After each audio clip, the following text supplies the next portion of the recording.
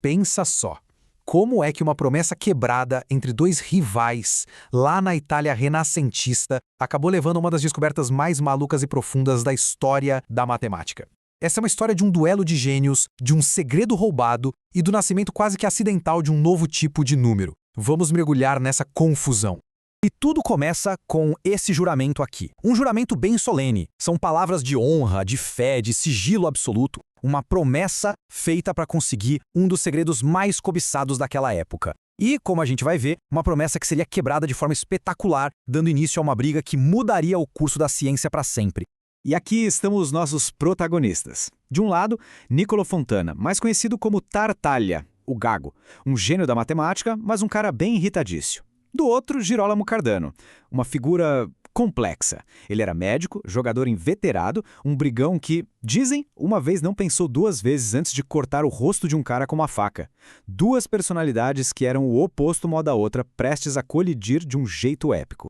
Tá, mas para a gente entender por que essa rivalidade foi tão intensa, a gente precisa voltar para a Itália do século XVI. O Renascimento não foi só sobre arte e cultura, não. Foi também uma época de redescoberta da matemática. E naquela altura do campeonato, resolver um problema que ninguém mais conseguia era o caminho direto para a fama e, claro, para a fortuna. A matemática na Europa estava, saindo de um sono bem longo. Depois de séculos meio parada, um cara chamado Pacioli publicou em 1494 um livro que resumia tudo o que se sabia na época. E ele basicamente lançou um desafio para o mundo. Diz que resolver a equação cúbica era impossível. Mal sabia ele que, secretamente, lá em Bolonha, um homem chamado Scipione del Ferro já tinha decifrado o código. Só que esse segredo, esse foi guardado a 7 chaves. E como é que esse segredo se tornou tão valioso assim? Bem, a matemática naquela época não era só praticada em salas de aulas silenciosas. Era um verdadeiro espetáculo. Dá para imaginar?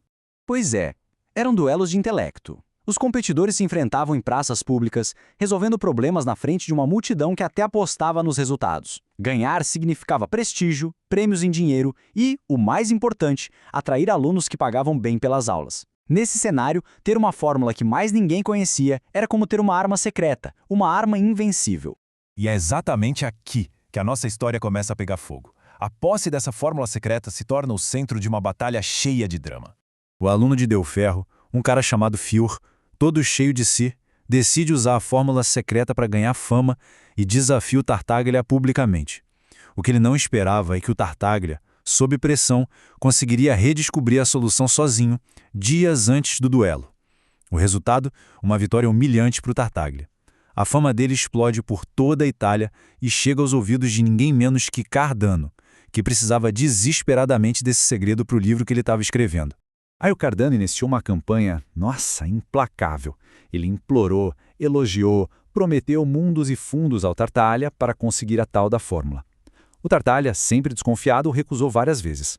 Mas, no fim, a insistência do Cardano, que culminou naquele juramento sagrado que a gente viu no início, finalmente convenceu o gênio relutante. Tartaglia abriu o bico e revelou seu segredo. E aqui a gente chega no ponto de virada. No momento da traição que ia inflamar uma das maiores rivalidades da história da ciência. 6 longos anos se passaram, e então, em 1545, Cardano publica sua obra-prima, a Ars Magna, ou A Grande Arte. E lá estava, para quem quisesse ver, a fórmula secreta do Tartaglia. O juramento tinha sido quebrado. O segredo não era mais um segredo. E o mais curioso é que no livro, o Cardano até deu o crédito para o Tartaglia. Ele não fingiu que descobriu tudo sozinho. Só que para o Tartaglia, isso não significava nada. O crédito não era o prêmio era o segredo, a arma que ele usava nos duelos. E o Cardano tinha tornado essa arma pública. O Tartaglia ficou possesso. O que veio a seguir foi uma guerra de palavras, sabe? Uma troca pública de insultos e desafios através de uma série de 12 panfletos, os cartelli. Já não era mais só sobre matemática, agora era uma questão de honra. Toda essa disputa culminou em um último duelo público em 1548, numa igreja em Milão. Mas o Tartaglia não enfrentou o Cardano, ele enfrentou o aluno brilhante dele, Lodovico Ferrari. Não existem muitos registros do que aconteceu, mas o resultado é claro. Ferrari saiu de lá como um herói, ganhando fama e fortuna. Já o Tartaglia, bem, ele foi derrotado, perdeu a chance de um emprego de prestígio e acabou morrendo na pobreza. A história podia muito bem terminar aqui, com a vitória do Cardano. Mas tem uma reviravolta, uma ironia do destino. A fórmula pela qual eles brigaram tanto tinha um problema, um fantasma escondido bem no meio dos cálculos. Olha só, essa é a famosa fórmula. E calma, não precisa se preocupar com os detalhes matemáticos. O ponto crucial aqui é que, ao usar essa fórmula, uma coisa muito estranha acontecia. Algo que os matemáticos da época simplesmente não conseguiam entender. O paradoxo era o seguinte. Digamos que existia uma equação, e todo mundo já sabia que a resposta era um número simples, tipo 4. Aí, ao aplicar a fórmula correta, em vez de chegar no 4, o resultado que saía era um troço bizarro, cheio de raízes quadradas de números negativos. Para a mentalidade da época, isso era um completo absurdo. Era como se a mágica simplesmente não funcionasse. E o mais fascinante é que o próprio Cardano sacou que tinha algo esquisito ali. Antes mesmo de publicar o livro, ele escreveu para o Tartaglia contando da sua confusão. Ele sabia que tinha alguma coisa errada, um caso específico em que a fórmula parecia falhar. E a resposta do Tartaglia? Pura arrogância. Em vez de investigar o problema, ele simplesmente acusou o Cardano de não saber usar a fórmula direito. E nisso Tartaglia perdeu uma oportunidade gigantesca. Ele estava de frente para uma porta que levava a um universo matemático inteiramente novo, mas se recusou a abrir.